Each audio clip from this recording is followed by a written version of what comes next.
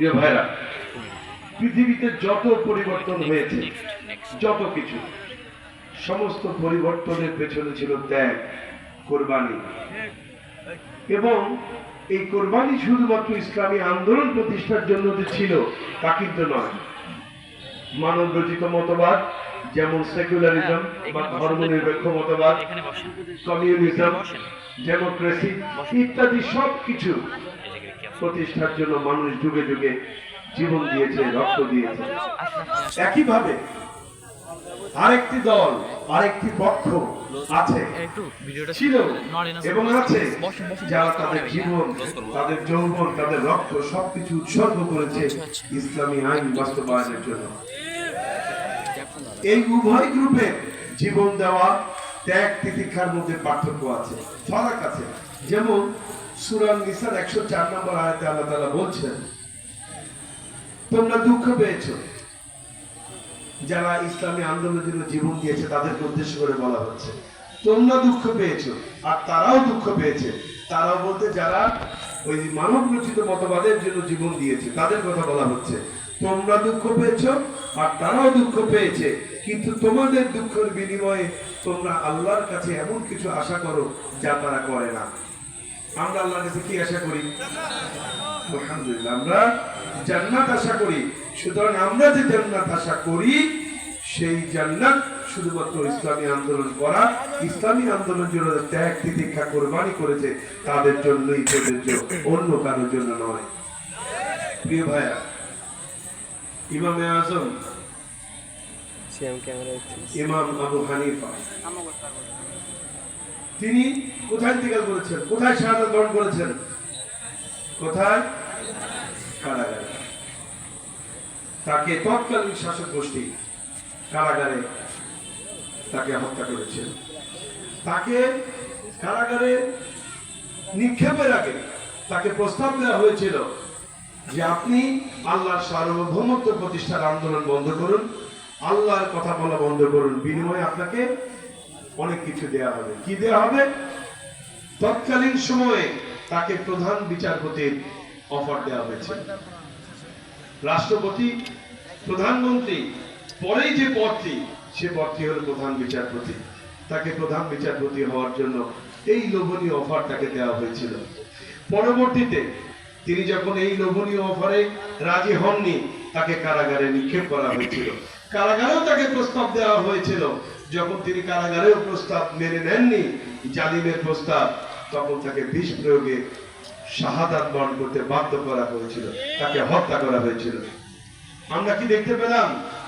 একইভাবে বাংলাদেশে কোরআনের পাখি আল্লামা সাঈদীকেও অসংখ্য রকম প্রস্তাব দেওয়া হয়েছিল।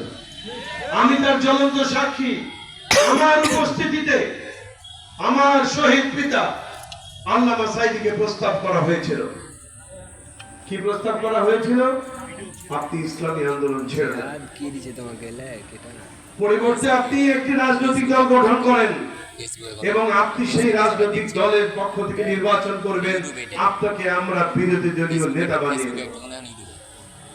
এটা ছিল তার জন্য প্রথম প্রস্তাব। দ্বিতীয় প্রস্তাব করেছিল, যদি আপনি আমাদের এই প্রস্তাবে রাজি হন, তাহলে যুদ্ধাপরাধের এই মামলায় আপনাকে আসামি বানাবো না। এবং তৃতীয় প্রস্তাব ছিল, একটি রাজনৈতিক দল গঠনের জন্য যত সহস্র কোটি টাকার প্রয়োজন হবে আমরা আপনাকে তা দেব, আপনি রাজি হয়ে যাবেন। এই কথা শোনার পর আল্লামা সাঈদী রাজি হয়ে গিয়েছিলেন, তাই না? তিনি টেবিল চাপড়ে বলেছিলেন, তোমরা কাকে লোক দেখাও? আমি তো হযরত ইব্রাহিমের সেই উত্তরসূরি, যে কিনা তরবারির নিচে নিজের মস্তককে কুরবান করার জন্য প্রস্তুত আছি। পরে তারা কি করলো? আল্লাহু আকবার।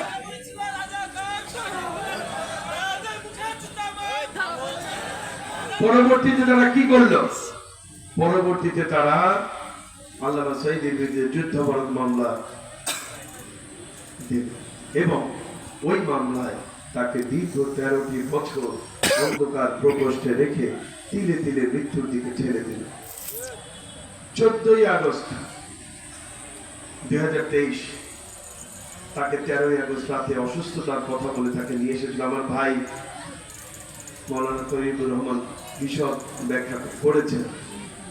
উনি যে অংশটুকুন বলেননি আমি সেই অংশটুকুন বলার চেষ্টা করছি।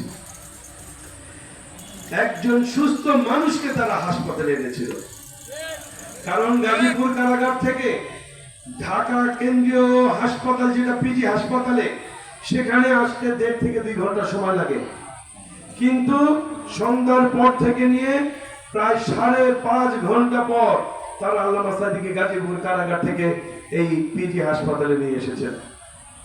এই 5.5 ঘন্টা তারা আল্লামা সাঈদীকে নিয়ে কোথায় ছিল? আপনারা দেখেছেন যখন আল্লামা সাঈদীকে অ্যাম্বুলেন্স থেকে নিচে নামানো হয় তার ওই হাসি মুখকে আপনারা দেখেননি? কি জান্নাতি হাসি ছিল! কোন অসুস্থ মানুষের পক্ষে এরকম একটি হাসি দেওয়া সম্ভব? কিন্তু কেমন হাসি তিনি দিয়েছিলেন! হাসিতে দিন সকলে কুশল বিনিময় করেছিলেন। এরপর আমি হাসপাতালের বারান্দায় ছিলাম, সেই রাত থেকে নিয়ে পরবর্তী দিন পর্যন্ত প্রত্যেকটি হাসপাতালের প্রত্যেকটি দরজায় দরজায় আমি কড়া মেরেছি আমার সঙ্গে একটিবারের জন্য আব্বার সাক্ষাতের জন্য। শুধু তাই নয়, পরবর্তী দিন মানে 14 তারিখ সকালে খুনি হাসিনার খুনি স্বরাষ্ট্রমন্ত্রীকে আমরা পরিবারের পক্ষ থেকে আবেদন করেছিলাম যে আমাদেরকে আমাদের পিতার সঙ্গে সাক্ষাৎ করতে দেয়া হোক, তার অসুস্থতা কি পরিমাণ, আসলে তিনি অসুস্থ কিনা এটা বোঝার জন্য আমাদেরকে তার সঙ্গে দেখা করতে দেয়া হোক। আমাদের আবেদন তারা গ্রহণ করেছিল, কিন্তু আমাদেরকে তারা সাক্ষাৎ করতে দেয়নি।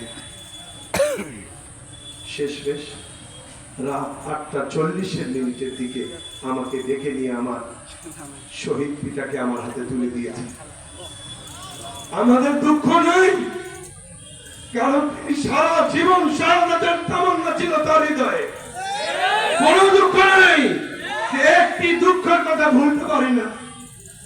আমার পিতার মুখে শেষ কথা আমরা কেউ শুনতে পারি না, পিতার হাতটা ধরতে পারি নাই, কারণ তার শাহাদাতের প্রায় 27 দিন আগে সর্বশেষ তার সঙ্গে আমাদের দেখা হচ্ছিল।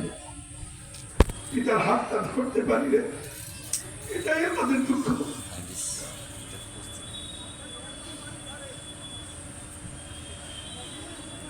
ভাই, আমরা আল্লামা সাঈদীর হত্যাকারীর বিচার চাই। আপনারা চান না? কারা কারা চান একটু দেখি। আল্লাহু আকবার। আমরা এই হত্যার বিচার কিভাবে নেব?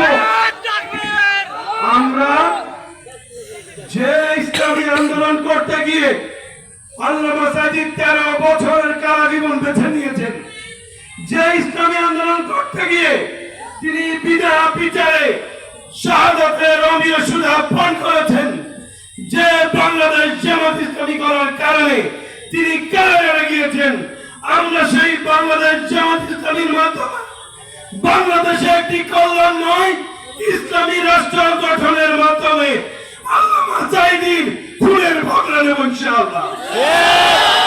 রাজি আছেন না? তবে খুনির কোনো ছাড় নাই আছে। আমরা শেখ হাসিনা কিংবা আওয়ামী লীগের উপর কোনো জুলুম করতে চাই না। কিভাবে চাই না?